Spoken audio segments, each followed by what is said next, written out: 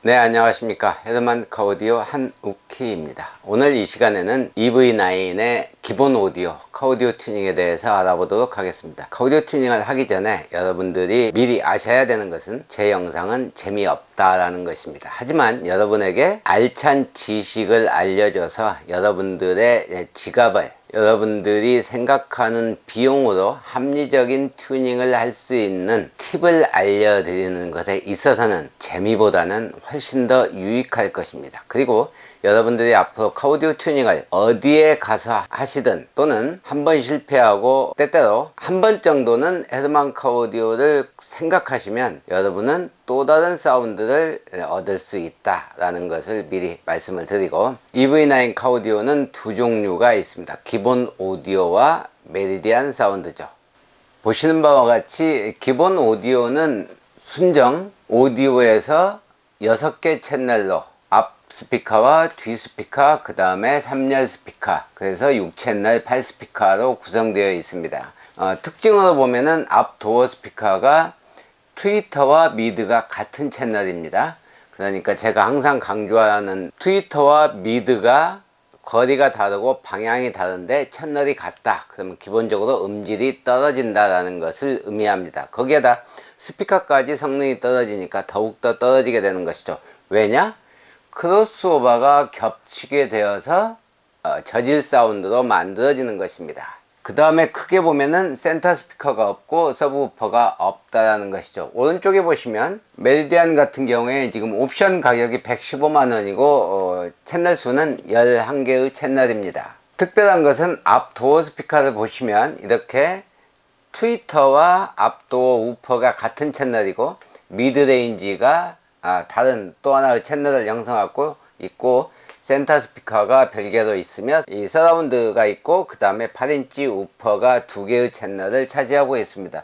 특징을 보시면 이 고음 트위터와 저음 우퍼가 이렇게 같은 채널로 되어 있는 이유는, 자, 미드레인지, 이 트위터와 그 다음에 이 미드레인지가 음역대가 비슷하니까 같은 채널로 구성될 것 같지만, 실제로는 쿼드런트에 있는, 그러니까 사이드 미러 쪽에 있는 이 트위터와 이 대시보드 위에 있는 미드레인지를 같은 채널로 할 경우에는 위상을 맞출 수가 없습니다. 그리고 실제 배선상에서도 이게 도어에 있기 때문에 훨씬 더 유리한 거죠. 그래서 여러 가지를 따져봤을 때 미드레인지보다는 도어하고 같은 채널로 하는 것이 유리하다고 순정을 설계할 때 생각했을 겁니다. 자, 그러나 역시 마찬가지로 메리디안 사운드 오디오 옵션이 있어도 역시 좋은 소리를 만들어낼 수 없는 것은 바로 이 트위터와 우퍼가 별개 채널이 아니어서 서로 시간과 위상, 그 다음에 이제 가장 중요한 것은 트위터의 방향입니다. 자, 그래서 기본 오디오든 순정 오디오 옵션이든지 간에 사운드 차이는 많이 나지 않습니다만 그 작은 차이가 사람에 따라서 크게 느껴지는 것입니다. 자, 소리는 역시 이렇게 조금만 바꿔도 아주 커다란 차이가 있는 것처럼 느껴진다는 것이죠. 여러분들이 튜닝을 할 때 실패하는 이유도 바로 그런 것입니다. 작은 차이를 비용에 상관없이 순정과 달라졌기 때문에 좋아졌다 라고 생각한다는 것이죠. 자, 그래서 여러분들이 실패하는 데는 다 이유가 있는 것입니다. 튜닝을 하려면은 기본적으로 제가 항상 얘기하지만 순정 시스템을 분석을 하고, 그 다음에 실제 순정에서 어떤 사운드가 어떤 특성으로 나오는지에 대한 RTA 분석을 하고, 그 분석을 기본으로 해서 여러분들이 원하는 소리를 반영한 시스템을 구성을 제대로 해야 소리를 제대로 만들 수 있습니다. 왜냐? 항상 얘기하지만 소리는 비용과 비례해서 어떤 점수의 수준으로 만들어질 거다라는 것이 없습니다. 자, 그래서 결과를 예단할 수 없기 때문에 과정이 중요하다는 얘기죠. 한마디로 얘기해서 이 카오디오 시스템을 리모델링 한다고 생각하시면 됩니다. 자, 리모델링을 하려면 기본적으로 골격이 어떻게 되어 있고 철근 구조물이나 지지대 하는 것들의 강도는 어떻고 외관 디자인은 어떻게 해야 되고 하는 것들에 대한 사전에 조사하고 어떤 식으로 디자인을 해야 되겠다라는 설계안을 만들어내는 것이죠. 카오디오도 마찬가지입니다. 순정 사운드 시스템이 어떻게 되어 있고 특성이 어떻게 나오고 있으며, 자, 이거에 따라서 고객이 원하는 것이 어떤 거니까 어떤 시스템으로 구성하겠습니다 라는 것, 바로 이게 중요하다는 얘기. 이 단계까지가 제대로 되면 나머지는 카오디오에서 조율해주는 사람과 고객의 니즈를 얼마나 반영을 해줄 것인지, 이거에 대한 서로 간의 커뮤니케이션 문제인 것입니다. 그러니까 가장 중요한 것은 시스템을 제대로 구성하는 것이다. 자, 그래서 뭐가 필요하냐? 바로 이 시스템을 분석을 해봐야 된다라는 것입니다. 자, 이 시스템을 분석을 하려면 첫 번째는 기본 구조를 알아야 됩니다. 순정 오디오 자체 오디오에서 6채널로 해서 스피커는 8개가 구동이 된다. 그 다음에 앞뒤 도어 스피커는 6.5인치다. 센터 스피커가 없으며 저음을 출력하는 우퍼가 없다. 그 다음에 앞 도어의 출력은 낮은데 6.5인치에 비해서 울림통, 우리가 흔히 얘기하는 인크로저가 너무 크다. 자, 이에 대한 결과는 저음이 밀리는 소리도 나고 사운드가 힘이 없어진다 라는 뜻입니다. 자, 고음을 재생하는 트위터가 얼굴을 향하고 있지 않고 서로 마주보고 있다. 여기에 장착되어 있는데, 그 다음에 앞도어 미드레인지와 트위터가 거리가 다르고 방향이 다름에도 불구하고 같은 채널이다. 8번째인데 잘못되어 있네요. 미드 우퍼가 아래쪽에 배치되어 있다. 이게 무슨 얘기냐? 도어의 맨 하단에 있기 때문에 딥이 발생할 것이다 라는 것을 얘기하는 것입니다. 이게 중간 정도, 도어의 중간 정도 올라오면 딥이 적습니다. 딥이라는 것은 제가 지난번에 용어 설명에서 말씀드렸지만, 평탄한 파형에서 어떤 특정 주파수 음역대가 뚝 떨어져 있는 부분, 이렇게 뚝 떨어진 부분을 딥이라고 표현합니다. 딥의 반대는 이제 피크, 우리가 흔히 피크 친다고 그러죠. 위로 이렇게 올라갔다 라는 뜻이고, 딥은 무너져 내린 어떤 특정 음역대가 떨어져 있는 부분을 딥이라고 하는데, 스피커가 아래쪽에 있을수록 조수석에 있는 미드 우퍼에서 딥이 크게 발생할 것이다 라는 것을 알려주는 것이죠. 구조적으로 이렇게 장착이 되면 딥이 크게 발생을 합니다. 그래서 실제로 모양을 보면 이렇게 쿼드런트, 그 사이드 미러 있는 쪽에 고음 트위터가 있고 서로 마주보고 있는 거죠. 그 다음에 이 아래쪽에 이렇게 미드 우퍼가 장착되어 있을 때 딥이 발생한다고 제가 말씀을 드렸습니다. 실제로 요즘 SUV 같은 경우에 이제 이 정도 위치에 장착되는 차들도 있는데, EV9 같은 경우에는 이제 아래쪽에 장착이 되어 있습니다. 간단하게 보시면은 도어 스피커인데, 지금 제가 조금 전에 설명드린 부분이 바로 그 부분입니다.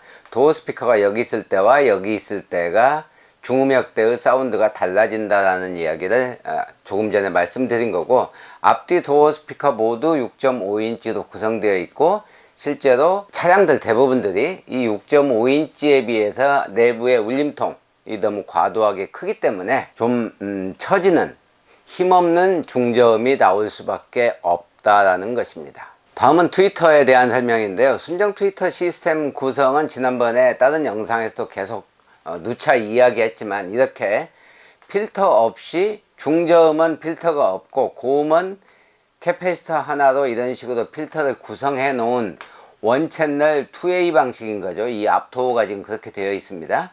그런 경우에 이 트위터의 고음은 컨덴서 용량에 따라서 이렇게 좀 슬로프, 기울기가 아주 크지 않고 작게 중음역대까지 이렇게 소리가 나오게 만들어져 있고, 미드 우퍼, 그 저음과 중음을 내는 미드 우퍼는 이 특성 자체가 순정 같은 경우에 약 8kHz나 9kHz까지 재생을 하게 되어 있습니다.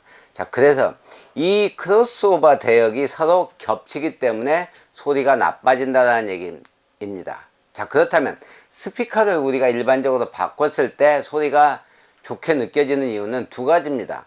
원래 스피커의 성능 때문에 좋게 느껴지는 것과, 두 번째는 필터의 효과입니다. 지금 보시는 화면은 바로 이렇게 패시브 필터를, 스피커를 교체하면 패시브 필터가 자동으로 들어갑니다. 왜냐하면은 이 트위터에 들어가는 고음역대와 이 미드우퍼에 들어가는 중저음역대의 신호를 나누어서 공급해주는 수동 필터가 들어가게 되는데, 이 수동 필터가 들어가게 되면 이 경사가 이제 상당히 급격하게 떨어지게 되고, 이 미드우퍼도 역시 마찬가지로 이 특성에 맞춰서 적당한 경사를 유지하게 됩니다. 자, 이렇게 만들어 놓으면 이 크로스오버 대역에서 정확하게 옥타브당 12dB로 크로스오버가 형성이 되고, 서로 겹치지 않게 위상이 거의 맞게 떨어지게 스피커가 장착이 되는데, 문제는 이 트위터와 미드의 방향이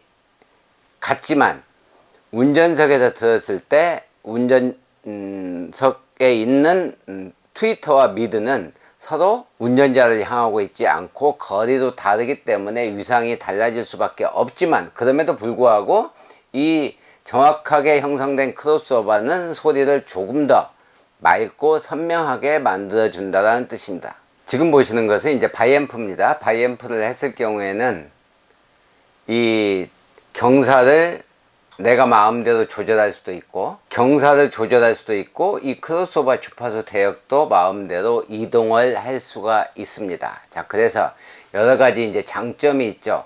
이 바이앰프 2채널 2A 방식 같은 경우에는 액티브로, 그러니까 전기가 공급되어서 전원이 공급된 필터이기 때문에 이제 이런 것이 가능하고, 이렇게 됐을 경우에 크로스오버 주파수를 설정할 수가 있고, 기울기, 위상, 시간, 레벨 조절까지 전부 다 가능하게 되어서 조금 더 수준 높은 사운드를 만들 수 있다라는 것입니다. 그래서 이제 이것을 멀티 작업을 한다 또는 바이앰프 한다, 이런 용어를 쓰는 것입니다. 바이앰프라는 것은 두 개의 앰프 채널을 사용한다 라는 뜻입니다. 그러니까 스피커 하나당 하나의 앰프 채널을 각각 부여해서 쓰기 때문에 바이앰프를 한다라는 것은 기본적으로 앰프 채널 수가 늘어나고 그에 따라서 비용이 늘어난다는 것을 의미합니다. 자, 그렇다면 이 트위터를 어떻게 장착할 것이냐 라는 것입니다. 자, 장착하는 방법은 순정 자리에 그냥 장착하는 방법이 하나가 있고,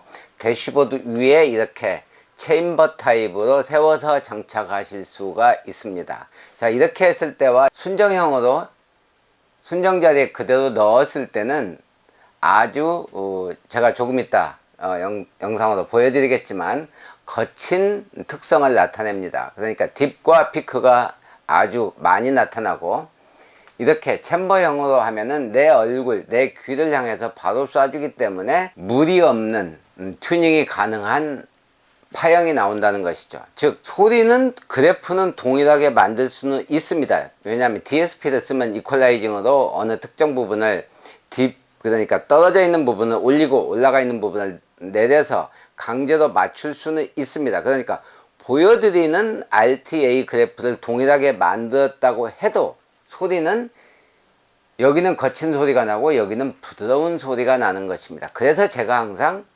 챔버 타입으로 세우는 것을 여러분에게 강조하는 것입니다. 자, 간단하게 이제 살펴봤지만 카오디오를 아시는 분 또는 한두 번 튜닝해 보신 분들은 대략 어떤 얘기를 하려고 하는 것이다 라는 것도 알고 감을 아는 얘기를 또 하신다라고 이야기할 수 있습니다. 하지만 카오디오 튜닝을 처음 하시는 분이시라면 그럴 수도 있겠다 또는 이제 이해가 많이 되는 측면이 있습니다. 그래서 지금 조금 전에 살펴보신 이 시스템을 보고 어떻게 꾸며야 되는 결론을 내려보면은, 첫 번째는 선명도를 개선하려면은 압도어 스피커를 무조건 교체해야 된다. 왜? 소리를 결정하는 사운드는 내 몸보다, 내 귀보다 앞쪽에 있는 사운드가 중음과 고음에 있어서, 즉 다시 말하면 중음의 명료도와 고음의 선명도를 결정하기 때문에 압도어 스피커는 무조건 교체해야 된다. 자, 저음과 출력을 보강하려면은 우퍼나 앰프나 DSP를 써야 될 것이다 라는 것은 기본 상식입니다.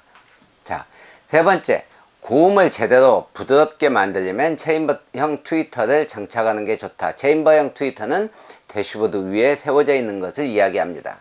자, 그 다음에 부드러운 중고음을 만들려면 트위터와 미드레인지를 분리하는 바이앰프를 해야 된다. 제가 아까 설명드린 크로스오버가 겹치는 대역을 좁게 만들어서 깔끔한 중고음을 만들기 위해서는 바이앰프 하는 게 좋다라는 뜻입니다. 자, 다섯 번째는 센터 사운드 스테이지에 대한 문제인데, 이 문제는 나중에 센터 스피커 할 때 설명드리기도 하고, 기본적으로는 센터 스피커가 있는 게 좋을 것이냐 없는 게 좋을 것이냐 라는 것은 2A인 경우는 있는 게 무조건 좋다라는 것입니다. 나중에 추가로 설명을 드리도록 하겠습니다.